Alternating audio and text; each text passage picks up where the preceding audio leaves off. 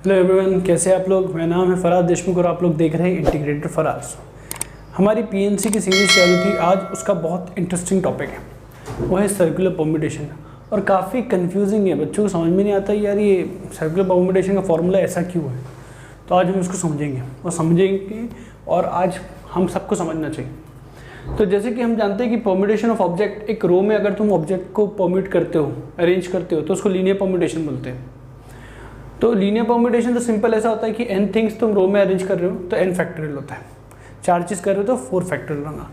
लेकिन अगर तुम परम्यूटेशन कर रहे हो of object around a loop, close loop या curve, close loop, close round table, circular table, उसके अलॉन्ग तुम रो को बिठा रहे हो या कोई चीज़ अरेंज कर रहे हो, उसको कहते हैं सर्कुलर परम्यूटेशन। तो सर्कुलर परम्यूटेशन लीनियर परम्यूटेशन में यही फ़र्क है, ये एक रो में होता है और एक लूप में होता है। अब इसका फॉर्मूला थोड़ा अलग है। Arrangement of n things on circular table होता है n-1 फैक्टोरियल। n फैक्टोरियल होता है, इसमें एक कम हो जाता है, मतलब नंबर ऑफ अरेंजमेंट कम हो जाते हैं। अब ऐसा क्यों होता है, देखो, जैसे कि अगर मान लो 3 जगह हैं सर्कल में।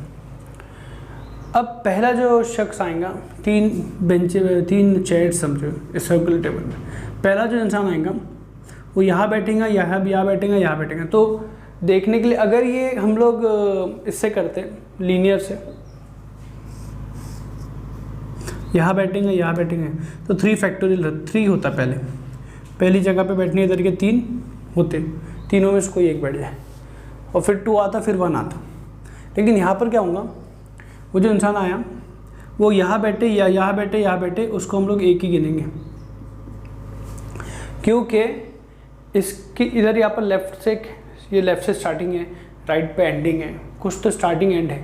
यहाँ पर क्या है ना, कुछ एंडिंग और स्टार्ट कुछ है नहीं, जहाँ भी वो जाके बैठेगा वो अरेंजमेंट काउंट नहीं होगा। लेकिन जब दूसरा समझो वो इधर आके बैठ गया, रमेश समझो इधर आके बैठ गया, ठीक है। अब नेक्स्ट क्या है, गणेश आके बैठेगा। अब वो गणेश इधर बैठेगा या इधर बैठेगा, तो गणेश के पास कितने तरीके, 2 तरीके। मतलब क्या हुआ कि ये रमेश कहीं भी आके बैठ जाए, हम लोग उसको गिनेंगे नहीं, मतलब 3 नहीं गिनेंगे, उसको एक ही गिनेंगे। और जब गणेश आके बैठेगा तो हम लोग बोलेंगे उसके पास 2 तरीके। फिर उसके बाद कौन आएगा, उसके बाद कोई और आ रहा है, समझो गणेश इधर फिक्स हो गया। अब जो भी आ रहा है, राहुल जो भी है, वो इधर आके बैठ जाएगा, तो उसके पास तो बची हुई एक ही जगह है, तो वापस से 1 आ जाएगा। तो आंसर क्या आ रहा है, 2 आ रहा है। तो बेसिकली बच्चों होता क्या, देखो, पहला जो आके बैठा था, ये फर्स्ट पर्सन था, उसका अरेंजमेंट होता ही नहीं है, उसका अरेंजमेंट नहीं होता है, बाकी सेकंड पर्सन से अरेंजमेंट चालू होते हैं। तो ये बेसिकली 2 फैक्टोरियल हो गया, which is nothing but 3-1 factorial. तो 3 लोग का अरेंजमेंट किस तरह से हुआ, 3-1 फैक्टोरियल से हुआ, क्योंकि पहला जो इंसान था वो कहीं भी आके बैठे, उसको हम गिनेंगे नहीं, उसका अरेंजमेंट काउंट नहीं होता है, क्योंकि वो जहाँ पर भी आएगा वहाँ से कहानी शुरू होगी। पिक्चर का डायलॉग है ना, जहाँ पर हम खड़े रहते हैं वहीं से लाइन शुरू होती है, वो ऐसी बात है। उसके रेफरेंस से हम सबको गिनना चालू करेंगे। पहले वाले का कोई अरेंजमेंट है नहीं, फिर दूसरे वाला आया, फिर तीसरे वाला आया, फिर 2x1। जैसे अगर 4 लोग होते तो पहले वाला आता तो कुछ गिनते नहीं, लेकिन तीसरे वाला आता तो यहाँ बैठता, तो 3 तरीके होता। फिर बाकी दूसरा जो आता, 2 भर गए तो 2 ही जगह बची है, 2 तरीके होते, और लास्ट में जो बची है वह बैठ जाता। तो यहाँ पर क्या आता, 3 फैक्टोरियल आता, which is nothing but 4-1 factorial. तो बच्चों इसमें क्या होता है कि पहले वाले को बलिदान नहीं देना पड़ती, पहले वाले का कोई अरेंजमेंट नहीं है, उसके हिसाब से दूसरे लोग के अरेंजमेंट होते हैं। तो पहले वाला कुछ काम करनी, बाकी देखो 3-2-1, जैसे नॉर्मल था हमारा n फैक्टोरियल, अगर 3 लोग इधर बैठते तो 3-2-1 होता। तो यहाँ पर हम शुरू से ही 3-2-1 शुरू करते हैं। यहाँ पर क्या, इसकी जगह 1 आ रहा और यहाँ 2-1 आ रहा, यही फ़र्क है। ये लीनियर हो गया, ये सर्कुलर है, एक कम हो जाता है, इसलिए इसका फॉर्मूला क्या है, n-1 factorial upon n-1 factorial. तो ये सर्कुलर टेबल का है। तो बहुत इंपॉर्टेंट बात है, उम्मीद करता हूँ क्लियर हो। जैसे कि एग्जाम्पल देखो कि अगर तुम कहीं खड़े हुए हो, सामने एक सर्कुलर टेबल है, उस पर 3-4 एक्टर बैठे हैं, जैसे कि सलमान खान बैठा है, शाहरुख खान बैठा है, अमिताभ बच्चन बैठा है, ऋतिक रोशन बैठा है। अब तुम्हारा दोस्त है जो बाहर से आए, जहाँ पर ये एक्टर्स के नाम पता नहीं उनको, तुमको वो पूछ रहा है सलमान खान कौन सा बताओ, तो तुम उसको कैसे बताओगे? उसको ना शाहरुख पता है, ना अमिताभ पता है, ना ही ऋतिक पता है। तुम अगर अमिताभ पता हो तो तुम बोलते थे ना अमिताभ के सेकंड में वाला लेफ्ट साइड से देख या राइट साइड से देख, तो कोई तो पता होना चाहिए, तो कोई तो एक फिक्स करना पड़ेगा हमको, तभी हम दूसरे को बता सकते वो यहाँ पर बैठा है। तो वही बात है, पहला मतलब एक इंसान तो देखो पता होना चाहिए तभी मैं बता पाऊँगा, ठीक है। तो यही बात होती है, एक को बलिदान नहीं देना पड़ती, पहले वाले का कोई अरेंजमेंट होता नहीं, बाकी से अरेंजमेंट चालू होते हैं। इसलिए इसका फॉर्मूला क्या होता है, n-1 फैक्टोरियल। अक्सर क्वेश्चन में क्या होता है, हमने अगर एक को भी बिठा दिया ना तो वो लीनियर कॉम्बिनेशन बन जाता है, क्योंकि जो बलिदानी देने वाला था वो बैठ गया, अब बाकी लीनियर वर्ड बन गया। तो कभी भी सर्कुलर परम्यूटेशन क्वेश्चन में क्या होता है, तुमने किसी को बिठा दिया ना तो लीनियर जैसे सॉल्व करो, फिर वो सर्कुलर क्वेश्चन नहीं रहता, वो लीनियर का बन जाता है। वो एग्जाम्पल में हम लोग देखेंगे। अच्छा, इसमें एक दो बात इंपॉर्टेंट है नोट करने वाली, कि गार्लैंड और नेकलेस के अंदर अगर n चीज़ें तुम अरेंज कर रहे हो गार्लैंड और नेकलेस में, तो उसका सर्कुलर परम्यूटेशन जो होता है वो n-1 फैक्टोरियल बाई 2 होता है, आधा हो जाता है। जनरली n-1 फैक्टोरियल होता है, इसका n-1 फैक्टोरियल बाई 2 हो जाता है। इसका रीज़न क्या है कि गार्लैंड नेकलेस के बारे में तो पता है तुमको, जैसा इधर है सेम चीज़ इधर होती है, इधर सेम फूल इधर सेम फूल, है ना, इस तरह से। तो जब तुम अरेंजमेंट करते हो ना तो रिपीट होना चालू हो जाता है, अरेंजमेंट चेंज करते रहते हो तो एक वक्त के बाद रिपीट होते हैं, तो आधे ही यूनिक रहते हैं, बाकी आधे रिपीटेड होते हैं। इसलिए हम क्या करते हैं, n-1 फैक्टोरियल बाई 2 करते थे। सिंपल, इतना याद रख लो, इसमें ज़्यादा दिमाग लगाएंगे कंफ्यूजिंग चीज़ है। इसके अच्छा ऐसा भी याद रखो कि इसमें क्या होता है, एंटी क्लॉकवाइज सेंस और क्लॉकवाइज सेंस सेम होता है, एंटी क्लॉकवाइज सेंस और क्लॉकवाइज सेंस सेम होता है। क्वेश्चन में कभी कभी लिखा हो सकता है कि एंटी क्लॉकवाइज सेंस और क्लॉकवाइज सेंस सेम है, 5 चीज़ों को अरेंज कर रहे हो, तो आंसर क्या रहेगा, तो बोलेंगे 5-1 फैक्टोरियल बाई 2, ये आंसर रहेगा। देन हम जानते हैं कि अगर n चीज़ों में से r चीज़ें तुम लेते हो और लीनियर परम्यूटेशन मतलब एक रो में बिठाते हो, तो मेथड क्या होता है, सिंपल होता है NCR और r फैक्टोरियल, क्योंकि r चीज़ें तुमने लिए और उनको बिठा दिए। लेकिन सर्कुलर परम्यूटेशन में क्या होगा, n में से r चीज़ें सेलेक्ट करोगे, ये तो अपना मेथड सेम है, लेकिन जब बिठाओगे सर्कल टेबल में सर्कुलर, तो r-1 फैक्टोरियल होगा। तो इस तरह से होता है। तो बड़ा कंफ्यूजिंग टॉपिक है, लेकिन इसको अगर ऐसे समझें तो बड़ा आसान भी है। हम लोग इस पर क्वेश्चन प्रैक्टिस करते हैं। जैसे कि बच्चे कुछ देखो एकदम इजी क्वेश्चन है, कुछ नहीं है इसमें। Find number of arrangement of 5 person on circular table. Circular table में 5 लोगों को बिठाना है, तो आंसर तुम लोगों ने सबने बोल दिया, मैंने सुन भी लिया। क्या रहेगा, 5-1 फैक्टोरियल, कुछ दिमाग नहीं लगाना है, 4 फैक्टोरियल आंसर है, खत्म। n-1 फैक्टोरियल, n की जगह 5। इतना आसान क्वेश्चन तो कभी आएगा नहीं, थोड़ा अच्छा क्वेश्चन देखते हैं।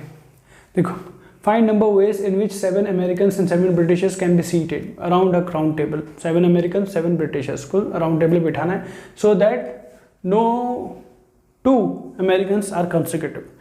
कोई 2 अमेरिकन साथ में ना हो, तो मतलब अगर साथ में ना हो 2 अमेरिकन, मतलब गैप मेथड दिमाग में आ गया, गैप मेथड ही रहेगा।